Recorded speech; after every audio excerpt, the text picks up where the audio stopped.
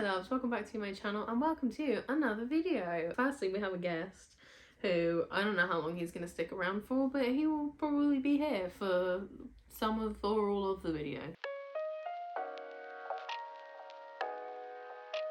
Today we're going to be talking about The Secret History because I recently reread it and I want to talk about it, so that's what we're going to do. What I wanted to do is just have a little bit of a cozy chat about The Secret History because I know it's a favourite of a lot of people. It's a very well liked book, and you know, for good reason. This was a book that for quite a long time I didn't really like. The first time I read it would have been like 6 years ago maybe. I don't remember exactly how long ago it was. I just know that I read it while I was at uni, and I don't think I understood it very well at the time. I don't think I understood the message, the meaning, what I was trying to put across, but I remember not liking it and hating every single character in it. But I've been wanting to reread it for a while. One, because I'm in a very dark academia mood in general at the moment. Two, because I keep seeing videos about it on TikTok. And three, I've seen a couple of videos of Freddie Carter, who I was gonna say plays Kaz in Shadow and Bone, but I just found out yesterday that they've cancelled Shadow and Bone, so I'm really sad. But anyway, Freddie Carter, who plays Kaz, was saying it was like his favourite book, and I wanted to start a series where I just read celebrities' favourite books, see what they're like. So I thought this would be a good one to start it because I've already read it before. So it's kind of, I read it kind of to see if I still hate it, but also just because it's Freddie Carter's favourite book. This will have spoilers in it, so if you haven't read The Secret History yet, I would recommend reading it. Even though it's not one of my favourite books, I do still think it's a good book and recommend reading it before watching this. But if you have no interest in doing so, or you've already read it, then here's a very brief summary. So I'm gonna kind of briefly explain the characters first, just because for me personally anyway, it makes it easier to then follow a plot when you already kind of know the characters. So our main, I suppose you would say our main character, our narrator for the story, is Richard. Richard comes from a less financially well-off background. He doesn't have a good relationship with his parents, and basically his main motivation is he just wants to get out of wherever he lives. I don't remember where he lives. Is it Florida maybe? I don't remember. He wants to get out. He wants to find somewhere else so he doesn't have to be with his family, and he has a vibe of very much just wanting to fit in, feeling like he doesn't fit in, but just bullshitting his way through everything to try and fit in and just leave that past behind him, so that I suppose no one else knows that he comes from that background, and so he can kind of forget about that background. He can just start anew. Richard is the kind of person, and I'm really sorry for my descriptions of these characters because I've already kind of planned this and I know my descriptions are not good. He's the kind of person that if you met him in real life, you'd be like, you're kind of okay, but you're also kind of annoying. And as a character, he's very much, you can sort of relate to him, but other times you're like, what the fuck are you? No, just no, Richard. You know what I mean? We then have the Greek class. First we have Henry, who's like the leader, the main guy of their little Greek class. He's very clever, very pretentious, but doesn't mean to be pretentious, but he is very pretentious. All of them are very pretentious, but he just lives for the classics, lives for classical languages, old shit, Greek stories. I know what the classics are, the Odyssey, and the one you said when we got here, the wolf one. To the extent where there's a bit in it that he doesn't realise we've landed on the moon, because he just doesn't care about what's going on in the world currently, because he's so into his little world, his little classics world. Henry Winter is the kind of guy that if you met him in real life, you would hate him. If you like Henry Winter as a character, you have never met a Henry Winter in real life. I have. They're awful. They're annoying. They think they're amazing, and they're not. And yeah, right. Then we have Bunny, who I don't remember his real name actually, but everyone calls him Bunny. Bunny is, I would say, your stereotypical Tory. Blonde hair, I think Boris Johnson but younger. That's how I was imagining Bunny anyway. Kind of the very clever, he's clever, but he has that aura or mask of kind of being a bit of a bumbling idiot, but he's actually not like that. Do you know what I mean? He's quite cunning almost, or quite manipulative, in order to get other people to do things for him that he probably could do himself, but he just doesn't really want to. So he's set up very early on in the story as the one in the group you're not supposed to like. I mean, there are some attempts, I suppose, for Richard to say that he's likable when we're reading his thoughts, but you're never supposed to like him. He's bigoted, and while there are hints of bigotry from all of the other characters, Bunny's is very in your face. You can't ignore it. He's just outright with it, and just that very stereotypical, I know it's not English, but rich English Eton boy. That's what he is. That's Bunny. Right. Then we have Francis. My angel. I love Francis. I don't care what anyone says. He is, I suppose, the more eccentric one of the group. He's still very much, clever, rich, into the classics like the rest of them. That's like what they all have in common. But he's not as obsessive about it as Henry is. He's more eccentric, kind of comes off as being more creative, which I suppose might be because he's the gay character. It's kind of those stereotypical things, but I suppose it doesn't come across that way actually as it being stereotypical. But he almost feels a little bit more, not necessarily on the outside, but I suppose he does feel a little bit different to the rest of the characters, and that might be because of the themes of bigotry that's kind of subtly hinted at from the other characters quite a lot of the time as well. He also has a more difficult relationship with his family, kind of a strained relationship with his mother, smokes a lot, doesn't have the best mental health, but we love him. Francis is the best. Next we have the twins. So Charles and Camilla are the twins. It's very difficult for me to separate them as different characters, and the reason for this is because of Richard's narration. Camilla is basically devoid of having any personality because Richard chooses not to see any personality about her. She's always described as being very mysterious and quiet and perfect girl. And then Charles, the way Charles is described, is just being a more masculine version of Camilla. So it is quite difficult to separate them. Charles, though, he does have some anger issues, has a drinking problem.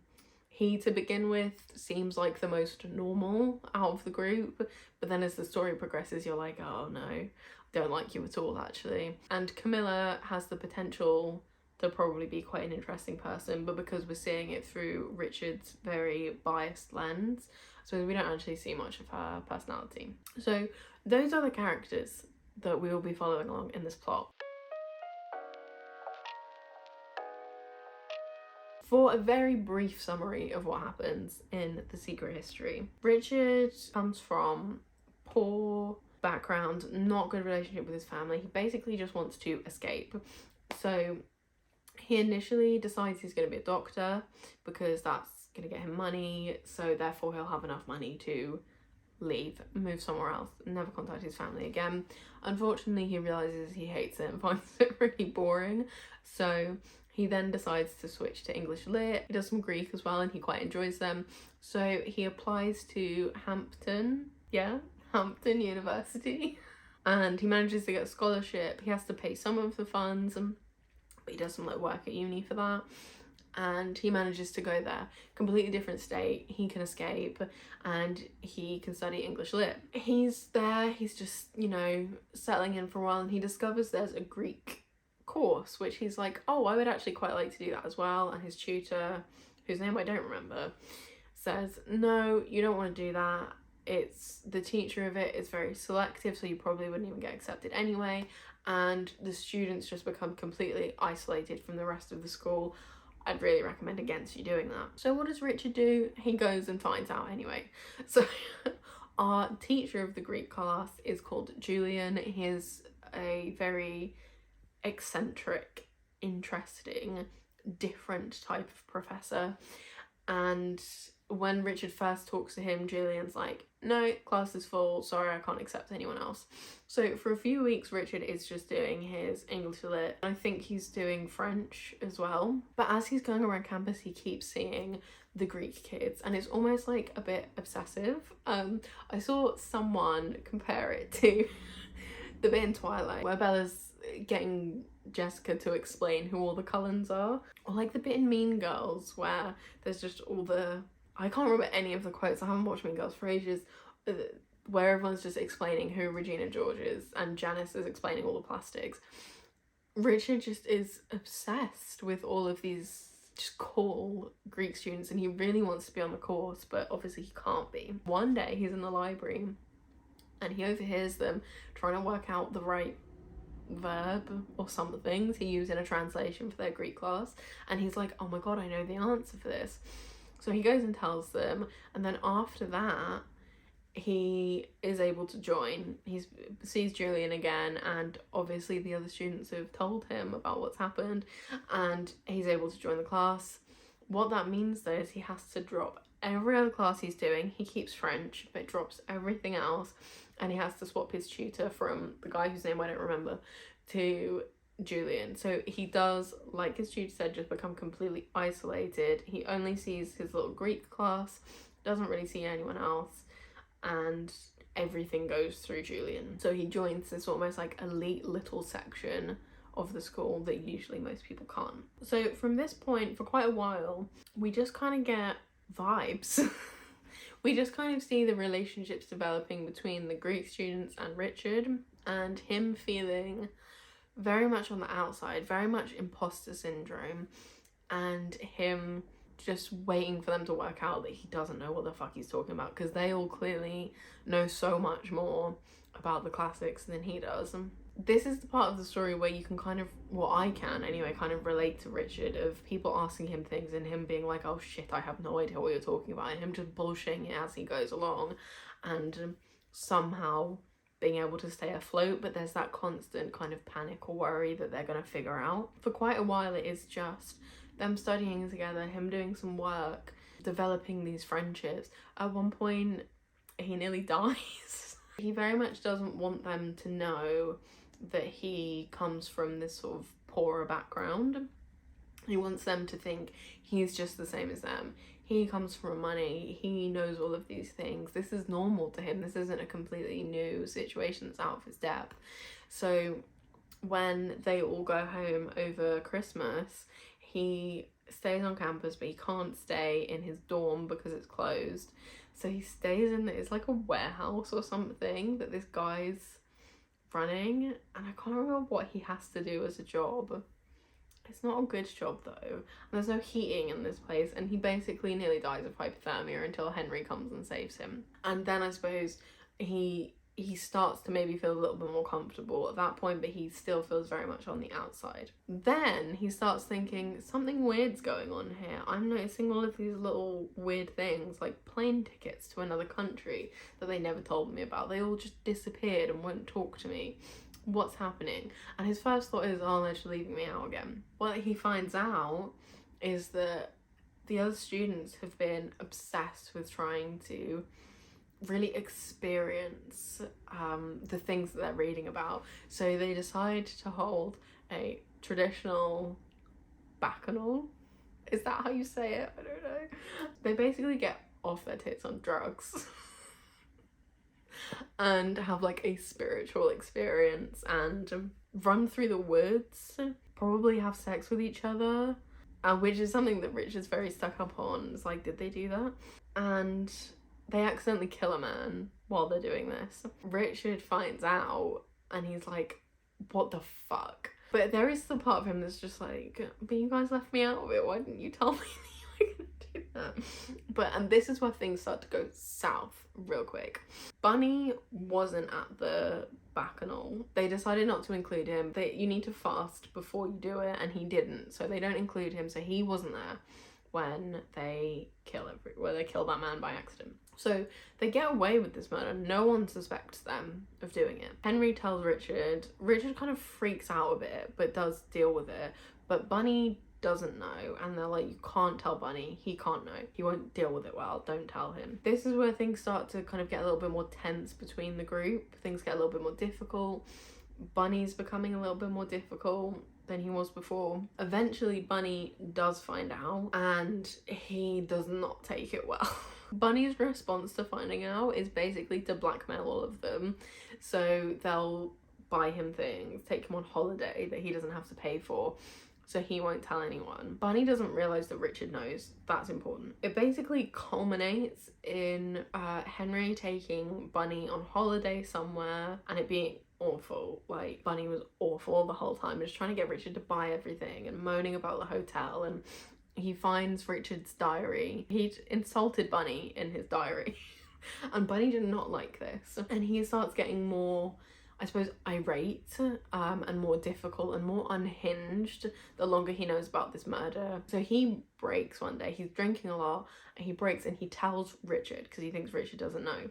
So Richard, because he is in love with Henry, goes and tells Henry immediately, and Henry is like, right, he's told you, that means he's gonna tell other people, we need to kill him. And Richard's like, is that the only solution?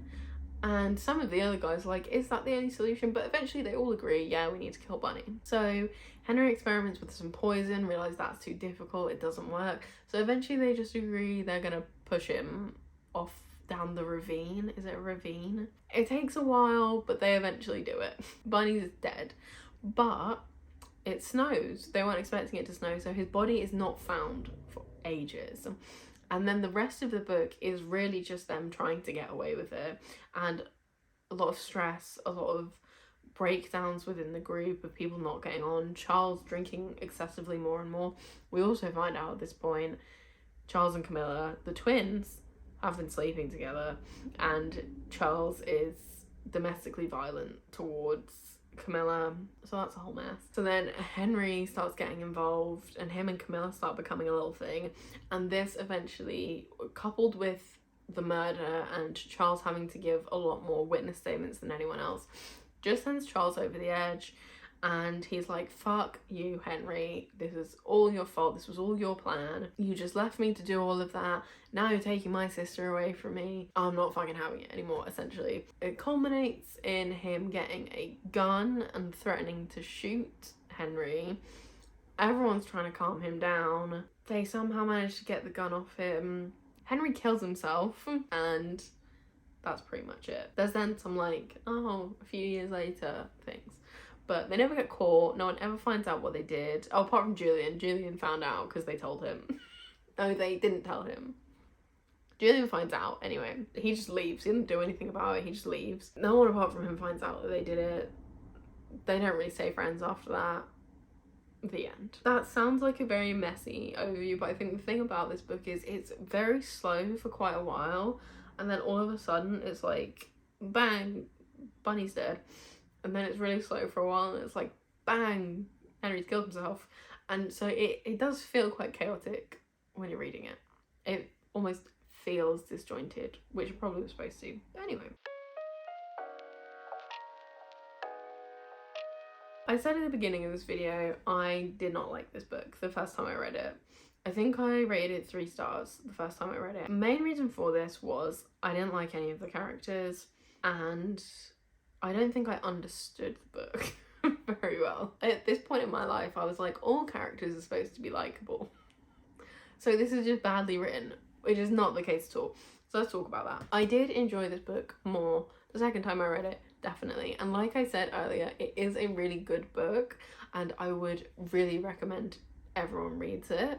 However, it's still not like top tier for me, like I know it is for a lot of people. So I did up my rating from 3 stars to 4 stars. Now let's talk about what I liked about it first, and then we'll talk about why it wasn't quite 5 stars after that. Firstly, I think it's very clever and very well written. I said Bunny is not supposed to be a likable character. However, all of these characters are written in such a way that their flaws are so obvious. You can see the problems with them, but at times you can't help liking them. And Richard especially, at times, you can't help relating to him, even though there are certain parts where he is just awful, and that is something I think is very difficult to do well, and I think makes it for a more interesting read because the characters are complex. They have multiple different layers and facets to them. They're not just this one's good, this one's bad, you know, or it's not just he's bad but he's slightly sad because he had a tragic childhood, you know. It's not like that. I don't like Henry as a character at all. Like I said, if he was a real person I would hate him, but there are certain times where, you know, you just can't help but laugh at certain things he says or certain things that he does because they're just so Henry and no one else would do them. And Richard, like I said, you can't help but relate to him at times, but then you also know he's not a good person.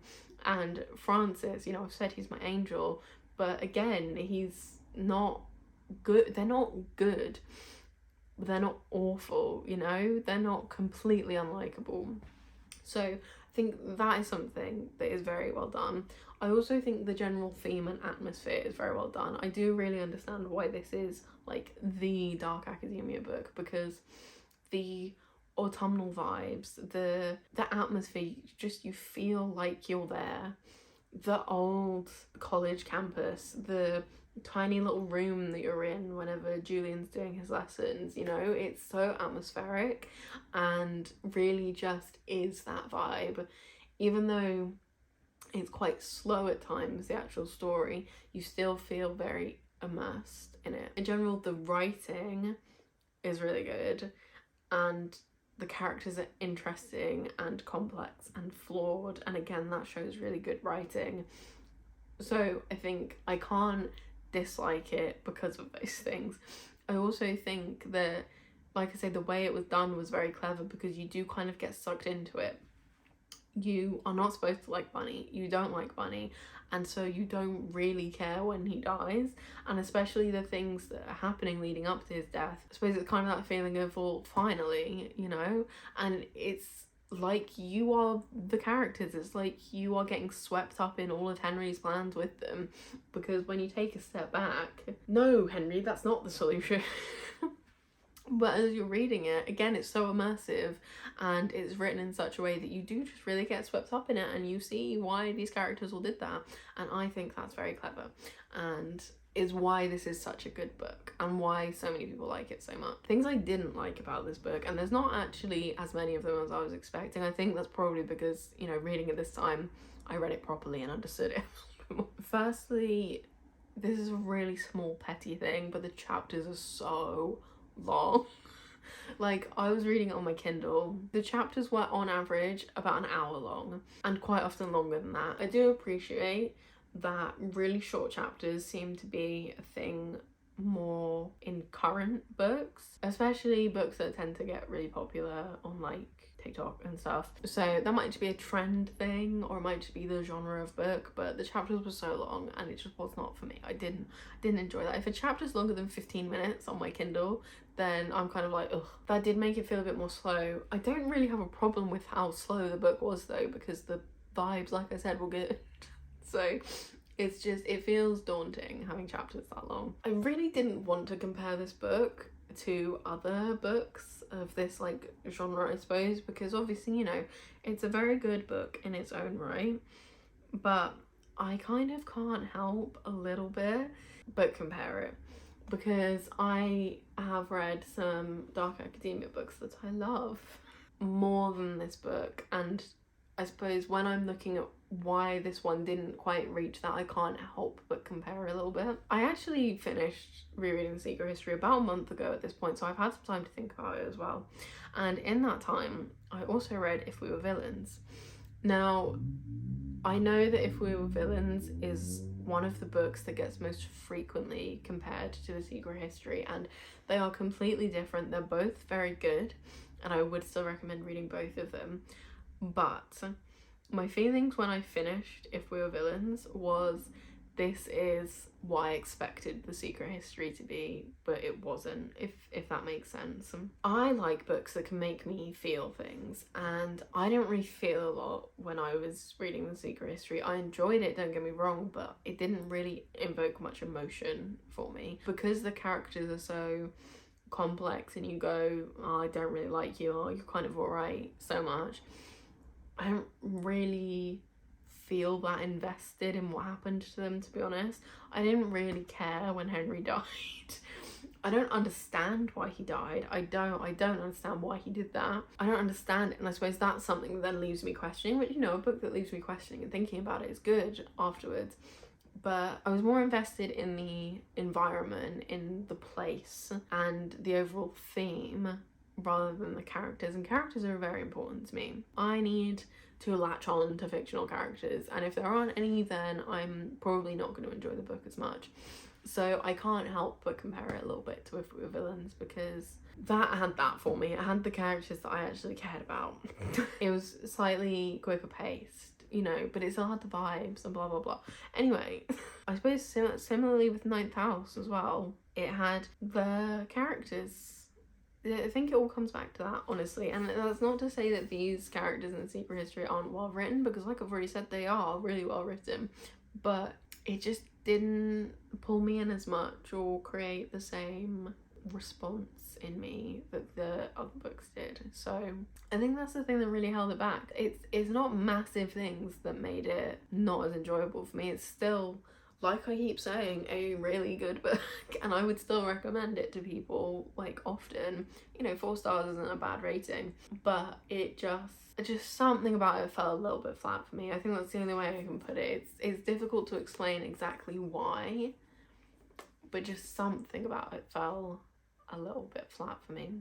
But anyway, that is my thoughts on The Secret History. I'm glad I reread it, I really am, because I've just been going for years saying, oh, I hate that book. And now, you know, I have a better appreciation for it. So I know this is a very popular book, so let me know your thoughts down below. My voice is thoroughly wrecked from this and singing, so I'm gonna go and have some tea and rest my voice for a bit. I hope all of you are having wonderful days, weekends, evenings, whatever time it is that you're watching this. I will see you very soon.